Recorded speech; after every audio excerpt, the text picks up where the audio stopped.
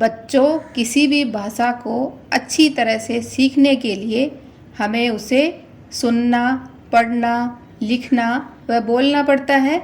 इसीलिए आज मैं आपके लिए चंपक की एक रोचक व मज़ेदार कहानी लेकर आई हूँ, जिसे आप मेरे साथ पढ़ व सुन सकते हो। हमारी कहानी का शीर्षक है एक नया सितारा। हरियाणा के करनाल शहर में एक दंपति अपनी छोटी सी बच्ची का हाथ पकड़े बाल निकेतन स्कूल के ऑफिस में पहुंचा। वह अपनी बेटी के एडमिशन के लिए वहां गया था। ऑफिस में प्रिंसिपल ने पूछा, बच्ची के पिता का नाम क्या है? उस व्यक्ति ने उत्तर दिया, मैडम, मैं बच्ची का पिता बनारसी लाल चावला हूँ। फिर अपनी पत्नी की ओर इशारा करके बोला, यह संजोयती बच्ची की माँ है। प्रिंसिपल ने एक नज़र बच्ची की ओर डाली और फिर बड़े प्यार से पूछा, बेटी, तुम्हारा नाम क्या है? मोंटी, बच्ची ने जवाब दिया। यह तो तुम्हारा घर का नाम हुआ न, स्कूल के रिकॉर्ड में क्या लिखवाना है?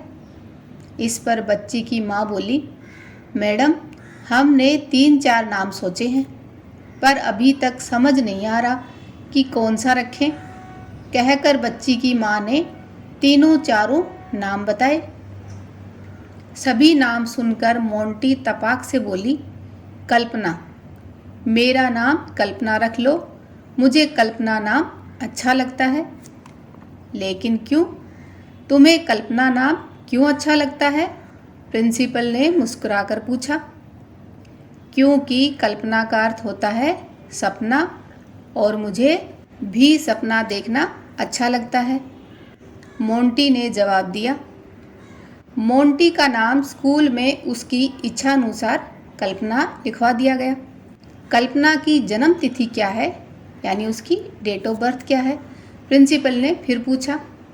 इस पर पति पत्नी एक दूसरे का मुंह देखने लगे और धीरे से बोले, 1 जुलाई 1961, जबकि वे जानते थे कि उसकी जन्म तिथि 17 मार्च 1962 है। लेकिन सही उम्र बताने पर स्कूल में एडमिशन न मिलने का डर था, क्योंकि मोंटी की उम्र एडमिशन की निर्धारित उम्र से 1 वर्ष कम थी। इसलिए उन्हें उसकी उम्र 1 वर्ष ज़्यादा दिखानी पड़ी। वे अपनी बच्ची का इसी स्कूल में एडमिशन चाहते थे, क्योंकि यह उनके घर के पास था। 4 भाई बहनों में सबसे छोटी मोंटी भले ही उम्र में छोटी थी, लेकिन वह बहुत होशियार थी, अतः उसे तुरंत स्कूल भेजना भी जरूरी था। सब कुछ ठीक हो गया और कल्पना स्कूल जाने लगी। पढ़ने लिखने में तो वह होशियार थी ही, धीरे धीरे सफलता की सीढ़ियाँ भी चढ़ने लगी। एक दिन स्कूल से आकर कल्पना अपनी माँ से बोली, माँ, आज स्कूल में सभी बच्चों ने फर्श पर भारत का नक्शा बनाया।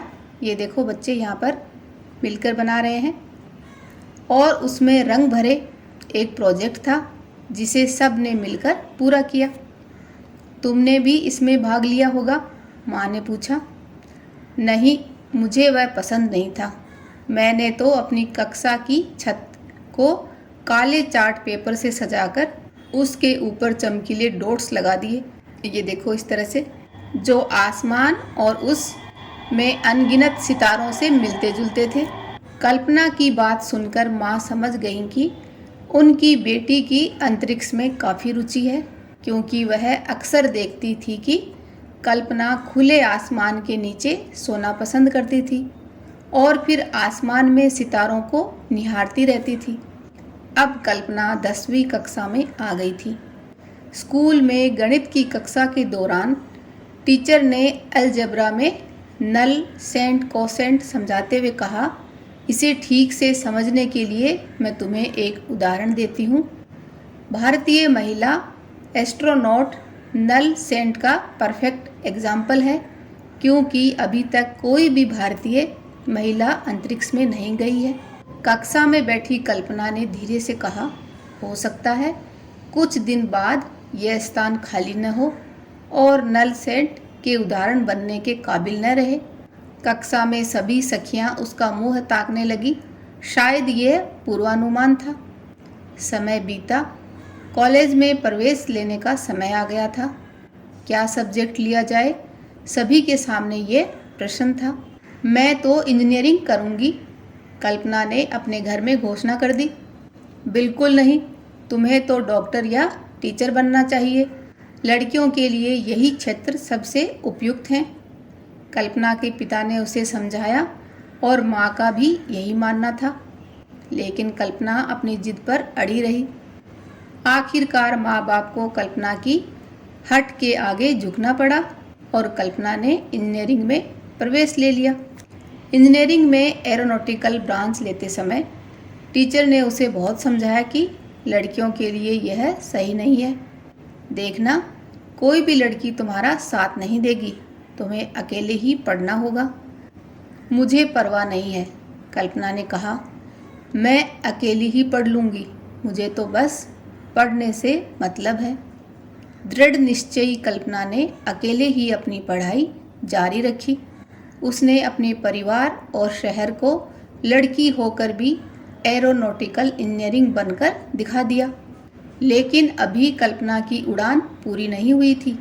वह और पढ़ना चाहती थी, और अब भला उसे ऐसा करने से कौन रोक सकता था। वह आगे बढ़ती गई, इतनी आगे कि एक दिन अंतरिक्ष तक पहुंचकर ही उसने दम लिया।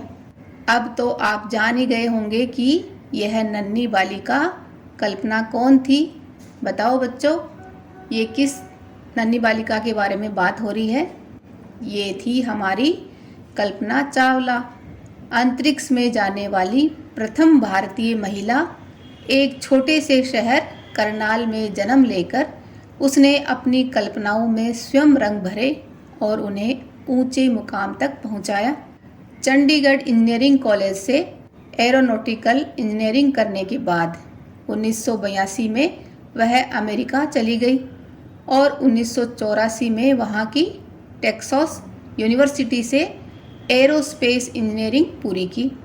1988 में वह नासा के लिए चुनी गई और 1995 में अंतरिक्ष यात्रा के लिए उसका चयन हो गया।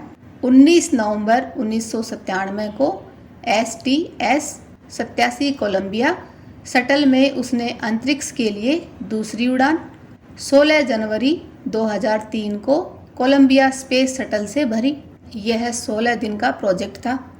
अंतरिक्ष में अपने 6 अन्य साथियों के साथ कल्पना चावला ने कई तरह के अनुसंधान किए तथा कई जानकारियां हासिल की, लेकिन दुर्भाग्यवश 1 फरवरी 2003 को लैंडिंग से पहले ही टेक्सास के ऊपर यह सरफेस शटल दुर्घटनाग्रस्त हो गई और अपने 6 साथियों के साथ कल्पना भी अंतरिक्ष में विलीन हो गई। भले ही कल्पना चावला आज हमारे बीच नहीं है, लेकिन वह हमारे लिए मिसाल है। उसने अपने सपने सच कर यह साबित कर दिया कि भारत की बेटियां किसी से कम नहीं हैं। लगन और हौसलों से सपने पूरे किए जा सकते हैं। कल्पना चावला हमेशा कहा करती थी कि मैं अंतरिक्ष के लिए ही बनी हूँ और अंतरिक्ष में ही मरूंगी। वह अपना मिशन पूरा करके इस दुनिया को अलविदा कह गई। तब से अंतरिक्ष में एक नया सितारा चमकने लगा। बताओ बच्चों, आप लोग भी कल्पना चावला की तरह किस तरह के सपने देखते हो? आप मुझे कमेंट बॉक्स में लिखकर बता सकते हो कि आपको बड़े होकर क्या बनना है। कहानी अच्छी लगी तो लाइक व अपने दोस्तों के साथ ज़रूर शेयर करना। धन्यवाद।